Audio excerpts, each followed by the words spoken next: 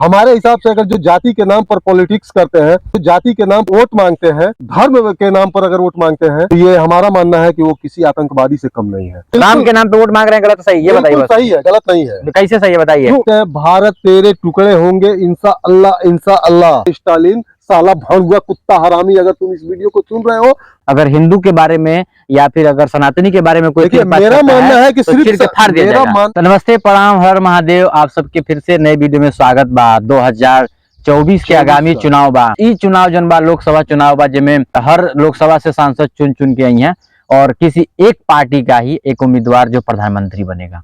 आज घमासान चल रहा है पूरे देश में, तो चारों तरफ सिर्फ यही न्यूज, जहां देखिए वहीं आज ये पार्टी जीत रही है, वो जीत रहा है, ये जीत रहा है। आज पूरे भारत में चुनावी माहौल चल रहा है। तो और यही बीच में हमने कायल बनी कि आप सभी के बीच में चुनाव के माहौल में हम लोग आ गए हैं। दोनों भाई बिल्कुल कट्टर सनातनी है और सनातन की ही बात करते हैं, ना ही किसी पार्टी विशेष का बात करते हैं। आ गए हैं आप सभी के बीच में एक प्रस्ताव लेकर के कि क्या आप जनता जो है इसको कैसे देखते हैं चुनाव को। क्या लगता है आपको कि फिर से बाजी मारेगी 10 साल पुरानी सरकार बीजेपी, नरेंद्र मोदी जी, या फिर एक नया गठबंधन जो बन के मार्केट में देश में आया हुआ है उसकी सरकार बनेगी? तो देखना ही लेते हैं अभिषेक कि आज जो ये भारत में चुनाव हो रहा है, जो सरकार बनाने की, ये लड़ाई किस चीज पे हो रही है और मुद्दा क्या है। मुद्दा देखिए, मैं जहां भी देख रहा हूं सोशल मीडिया पर या किसी भी महागठबंधन या बीजेपी के बड़े बड़े नेताओं के जुबान से जो सुनाई दे रहा है, वो सिर्फ और सिर्फ मुद्दा यही है कि भारत में बेरोजगारी हटाना है और भुखमरी हटाना है। बिल्कुल, लोगों का गरीबी हटाना है। इस समय प्रेजेंट में दो ही पार्टियां ऐसी हैं जो मार्केट में दिख रही हैं कंपटीशन के तौर पे। एक आपकी भाजपा, नरेंद्र मोदी जी, योगी मोदी जी का नाम डंका, और दूसरा यहाँ महागठबंधन। महागठबंधन में दोस्तों देखना, ये कांग्रेस, समाजवादी पार्टी, एनडीए की सरकार, आम आदमी पार्टी, भाजपा को छोड़ के सब पार्टियां एक हो गई हैं और इधर अकेले भाजपा। अब देखना यह है कि कौन बाजी मारता है, क्या बीजेपी बाजी मारेगी या फिर एनडीए की गठबंधन, महागठबंधन, वो पार्टी बाजी मारेगी। अब देखना यह भी है कि वो सारी पार्टियां जो मिल करके एक एनडीए की महागठबंधन पार्टी बनाई है, उसमें किसको मेन दावेदार करेगी। INDIA जो भी INDIA जो भी हो, ये पार्टी का मेन दावेदार कौन बनेगा प्रधानमंत्री के लिए? किनका चेहरा दिख रहा है? देखिए, चेहरा कहाँ, अभी तो कुछ पता ही नहीं चला कि इसमें दूल्हा कौन बनेगा। बिल्कुल, एग्जैक्टली। तो अब देखना यह है कि दूल्हा कौन बनेगा। अगर दूल्हा उस पार्टी का पता चल जाए तो अब तो पता चले कि खेल कंपटीशन में के बाकी इस समय भाजपा और दो महागठबंधन, दो ही के बीच में कंपटीशन चल रहा है। निर्दलीय फिरदलीय वालों का तो बात ही छोड़ दीजिए। बाकी अभी हम बात इस समय ये करने आए हैं कि दोस्तों आपका पॉइंट ऑफ व्यू क्या है, आप किस तरीके से देखते हैं कि भाजपा जीतेगी कि महागठबंधन की सरकार बनेगी इस बार, और अगर महागठबंधन की सरकार बन रही है तो उसका मुद्दा क्या है, और बीजेपी की सरकार बन रही है तो उसका मुद्दा क्या है, इस पर भी बात कर लेंगे। आप बताइए क्या लगता है बीजेपी की क्या मुद्दा है? बीजेपी का मुद्दा है कि भारत का विकास होगा, सबका साथ सबका विकास होगा और सनातन का हित होगा और बाकी भी संप्रदाय का भी हित में सोचा जाएगा। बेरोजगारी खत्म किया जाएगा, बेरोजगारी खत्म किया जाएगा। बिल्कुल। चलिए, ये तो कुछ बेसिक सी बातें हैं जो हर एक व्यक्ति को पता है। हर एक पार्टी अपनी अपनी जो प्रस्ताव रहते हैं, जो प्रपोजल रहते हैं देश के युवाओं के लिए, देश के लिए, वो देते हैं और हम लोग सुने हैं तो हम लोग ये जानते हैं। ऐसे ही महागठबंधन का भी एक प्रपोजल होगा। राहुल गांधी का क्या है बताइए? तो राहुल गांधी अभी कहते हुए नजर आए हैं कि हर महिलाओं के खाते में पैसा जाएगा। बिल्कुल, लाखों रुपए जाएंगे, रोजगार मिलेगा, हर मिलेगा। और दूसरी तरफ ये भी कहते हैं कि हिंदुत्व और हिंदुत्ववादियों को खत्म करना है। जो भी हो, मेरा कहना यह है कि दोनों पार्टियां आपस में आकर के सामने, दुनिया के सामने, समाज के सामने, भारत के सामने, भारत की जनता के सामने ये कह रही हैं कि हम ये स्कीम लेके आएंगे, हम वो स्कीम लेके आएंगे। इधर कांग्रेस के राहुल गांधी जी जो है वो बोल रहे हैं कि हम ये सारे लिस्ट लेके आए हुए हैं कि हम ये सारी चीजें देंगे हमारी सरकार बनती है तो। मोदी जी का ये कहना है कि हम फिर से रोजगार लेके आएंगे। हालांकि इनका, मोदी जी का जो सिरोनियो रहता है वो हर साल ये रहता है रोजगार लेके आएंगे, रोजगार लेके आते ही नहीं है। जो भी हो, खैर भाजपा ने बहुत अच्छा काम किया है, वो सारे काम दुनिया को पता है। राम मंदिर हो, 370 हो, चाहे आपका 3 तलाक का मामला था वो खत्म हो गया, चाहे 370 हो, चाहे 3 तलाक हो, चाहे रोड की बात की जाए, चाहे इंफ्रास्ट्रक्चर की बात की जाए, हर एक मामले में भाजपा सरकार ने अच्छा काम किया। भाजपा सरकार के कामों को लोग अच्छा भी कहते हैं और खराब भी कहते हैं। जो भी हो, कांग्रेस की बात किया जाए भैया, तो आखिर में इस समय पे कांग्रेस किस बिहार पे लड़ रही है या क्या दिखाना चाहती है? कांग्रेस के पास तो सबसे बड़ी बात है कि कोई मुद्दा ही नहीं है हमारे हिसाब से, क्योंकि इस देश की जनता ने आपको 70 साल दिए हैं। नहीं, बोल तो रहा है कांग्रेस की हमने क्या बोलते हैं 10 साल में बीजेपी ने देश को बर्बाद कर दिया है, गरीब कर दिया है। अभिषेक भाई, अगर आप मेरी पूरी बात सुनेंगे तब तो हम आपके साथ इस वीडियो में पूरा रहेंगे। देखिए, कांग्रेस ने 70 साल में इस देश के लिए अगर कुछ किया है तो इस देश की जनता आपको क्यों हटाई? बिल्कुल क्यों हटाई? बिल्कुल। आज के 10 साल पहले जब आपकी कांग्रेस की सरकार थी तब हर चुनाव में आपका मुद्दा एक ही रहता था, बेरोजगारी, भूखमरी और महंगाई। यही मुद्दा था। आपका 70 साल से एक ही मुद्दा चला आ रहा है और 70 साल आप सरकार में रहने के बावजूद भी अगर इस चीज को आप खत्म नहीं कर पाए तो क्या 10 साल में आप उम्मीद करते हैं कि दूसरी पार्टी आई है तो खत्म कर सकती है? एक चीज नोट कर लीजिए, चाहे बीजेपी हो, चाहे महागठबंधन की सरकार हो, चाहे पूर्ण रूप से कांग्रेस की सरकार हो, इस देश से ना महंगाई खत्म होगी ना ही बेरोजगारी खत्म होगी जब तक आप और हम जनसंख्या नियंत्रण कानून का फॉलो नहीं करेंगे, पालन नहीं करेंगे।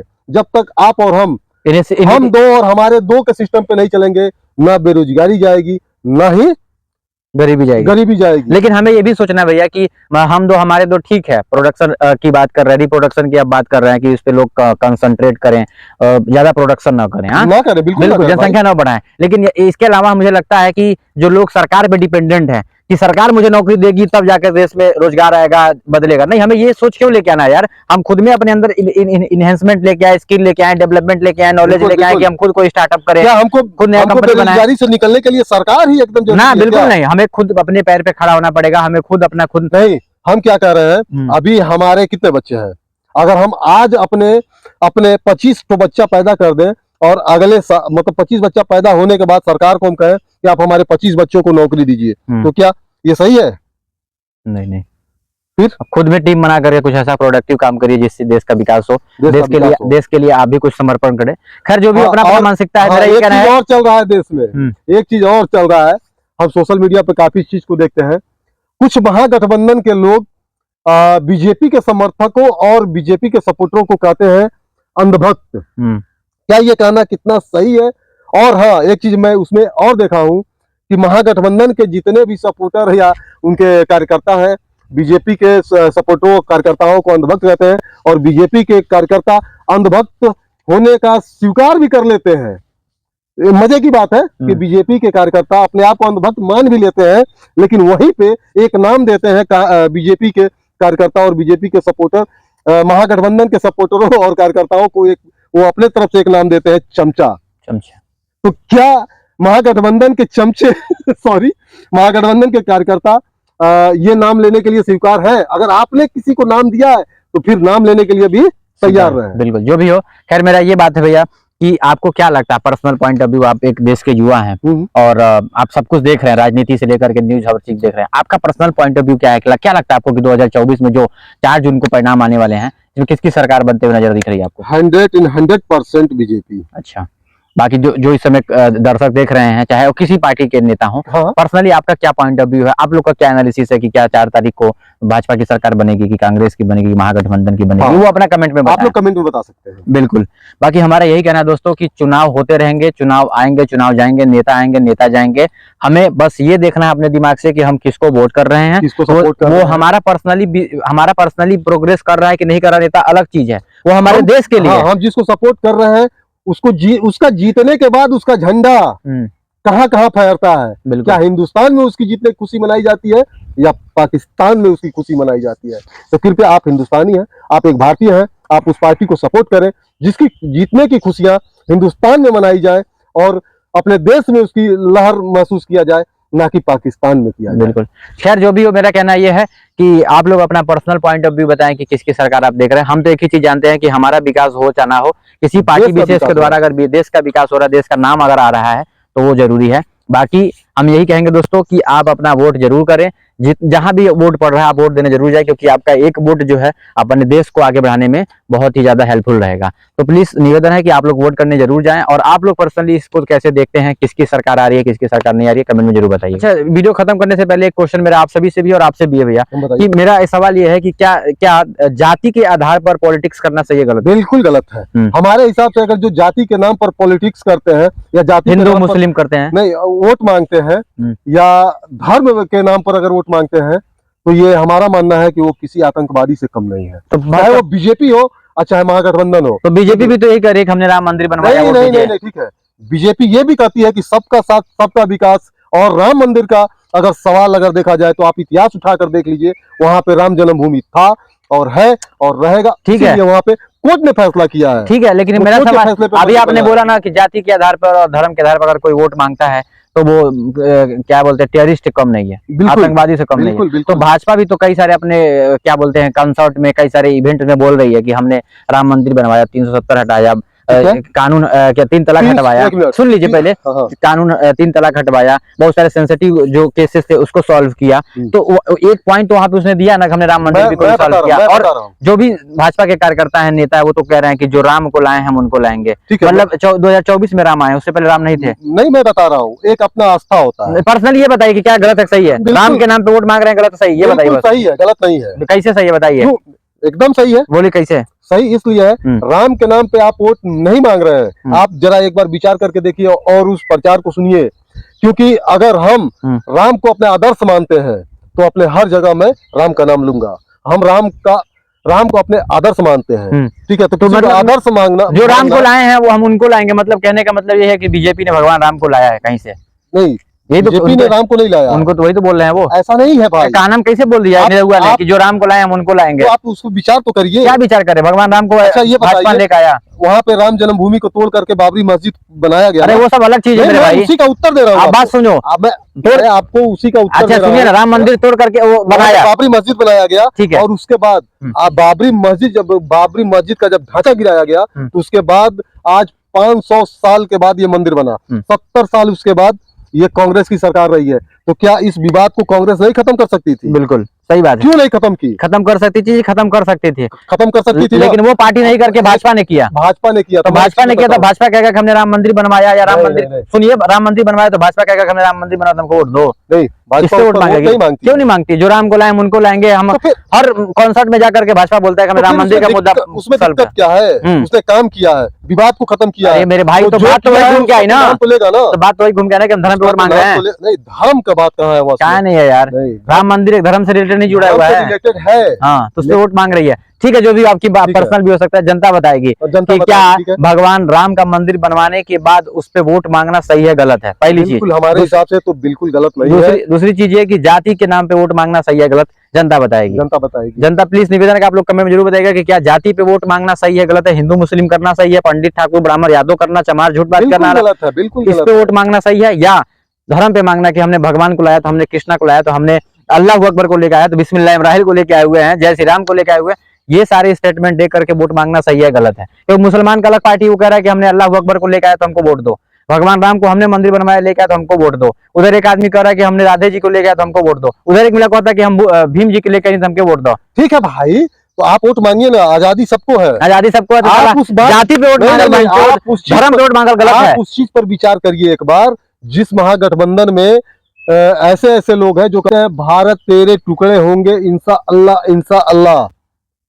मारो भैंचोद को जिनको आ रहा है, क्या करना है उसमें? ये बताइए, ऐसे जो देश के खिलाफ बात करेगा उसकी माँ का XYZ गोली मार दिया जाएगा, ऐसे लोग हैं। हाँ, अभी ये बताइए, मैं ये कहना चाहता हूँ, गठबंधन में एक ऐसा व्यक्ति है स्टालिन, साला भड़ुआ कुत्ता हरामी। अगर तुम इस वीडियो को सुन रहे हो तो सुन लो, उस गठबंधन में है कि जो एक बार बयान दिया था कि सनातन एक एड्स की बीमारी है और ये सनातन जैसे बीमारी को इस देश से जड़ से खत्म करना चाहिए। तो मुझे लगता है कि वैसे लोगों, सुनिए, वैसे जो हमारे संस्कृति, हमारे धर्म, हमारे धरोहर को छेड़छाड़ करेगा, खराब बोलेगा, मुझे लगता है कि ऐसे लोगों को देश से तड़ी पार कर देना चाहिए। और अगर वैसी पार्टियां तो गलत है। हमारे जैसा देश चलाने वाला हो तो ऐसे लोगों को चौराहे पर खड़ा करके गोली मार देनी चाहिए। ठीक है, वो अपना अपना पॉइंट ऑफ व्यू सबका हो सकता है। मेरा कहना बस इतना है कि अगर मैं खुद देश के विरोध जाता हूं, मैं खुद अगर देश की बुराइयां करता हूं या अपने धर्म के, अपने संस्कृति को खत्म करता हूं, तो मेरा सरकार को अधिकार है कि मुझ जैसे लोगों को देश से तड़ी पार कर दे,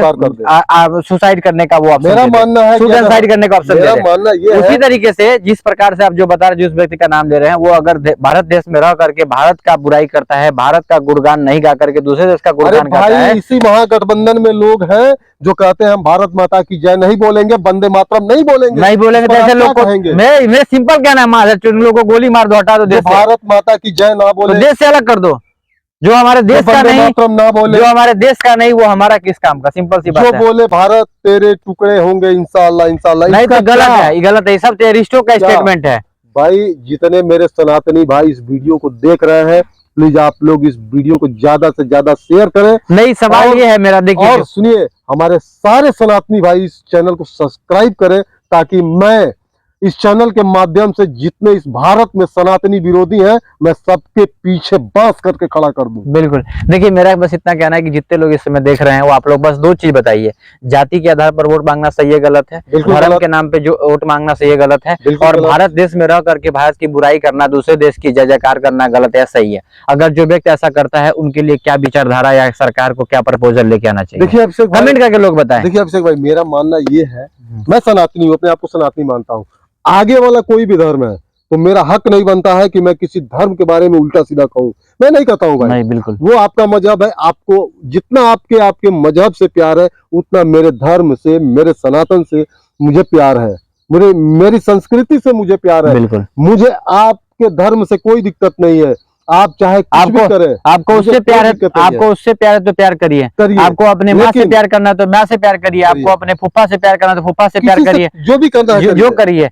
लेकिन- आपका अपना धर्म है। मैं अगर आपके मजहब को गलत नहीं कहता हूं तो आप मेरे भी धर्म को गलत ना कहें, नहीं तो उसके जवाब में जिस दिन हमारे जैसे पूरे सनातनी इस देश में खड़ा हो गए तो कहीं जगह नहीं मिलेगा। सनातन विरोधियों को मैं बता देना मैं क्या बोल रहा हूँ कि अगर मैं किसी पर्टिकुलर धर्म को क्रिटिसाइज कर रहा हूँ, उसको खराब बोल रहा हूँ तो मैं गलत हूँ, उसी तरीके से किसी व्यक्ति को XYZ व्यक्ति मेरे धर्म के बारे में बोल रहा है तो वो गलत है। बिल्कुल ज्यादा बोलेगा तो उसको क्या किया जाएगा, चीर के फाड़ दिया फाड़ दिया जाएगा। अगर हिंदू के बारे में या फिर अगर सनातनी के बारे में कोई देखिए चीज बात मेरा करता मानना है कि तो चीर के फाड़ दिया मेरा जाएगा। मानना है कि सिर्फ हिंदू नहीं, हिंदू, मुस्लिम, सिख, ईसाई, भारत में सारे धर्म के लोग रहते हैं।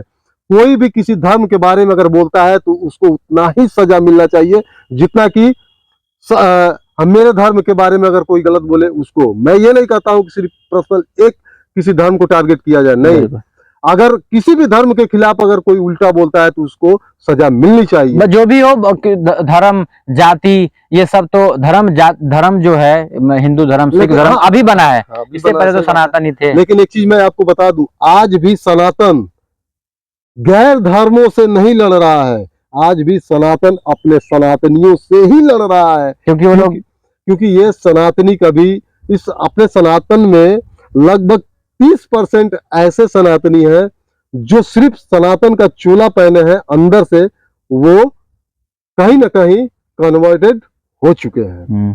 खैर वो बहकावे में आए हैं, चक्के आए हुए हैं। अंततः जैसे मेरा कहना ये भैया कि सुबह का भूला शाम को घर आए तो उसे भूला नहीं कहते हैं। स्वागत है। बिल्कुल, वो आएगा, जरूर आएगा, उसका स्वागत होगा, और वो स्वागत क्या करना है वो उसका ही घर है, जब मन करता है आए वो। तो चलिए अभिषेक भाई, बस यही कहेंगे। कमेंट में लोग बताएं कि किस तरह से इसको देखते हैं। बाकी आप लोग कमेंट में जरूर बताइएगा कि इस बार सरकार किसकी बन रही है, आप कहां से वीडियो देख रहे हैं, और आपके क्षेत्र में, आपके लोकसभा में कौन जीत रहा है, कौन सी पार्टी जीत रही है, उसको कमेंट करके जरूर बताइएगा। और 2024 में अगर मोदी सरकार आती है तो क्या होगा, क्या खेल होगा, उसका भी थोड़ा टिप्पणी अंदाज में कमेंट में जरूर बताइएगा। और महागठबंधन की अगर सरकार बनती है तो क्या खेला होगा, क्या सनातन को इस देश से मिटा दिया जाएगा या भारत को टुकड़े टुकड़े कर दिया जाएगा, जो भी हो, क्योंकि उसी इस महागठबंधन में ऐसे ऐसे लोग हैं जो सनातन को मिटाने की बात करते हैं और भारत को टुकड़े टुकड़े करने की बात करते हैं। बिल्कुल, देखा जाए। बस कमेंट ये करें कि अगर मोदी सरकार आई 2024 में तो क्या खेला होगा, बस इसकी कमेंट कर दीजिएगा। चलिए मिलते हैं हम। और 2024 में अगर भाजपा की सरकार आती है तो मथुरा दूर रही है, मतलब इशारा समझ लीजिए आप लोग। जय हिंद, जय भारत।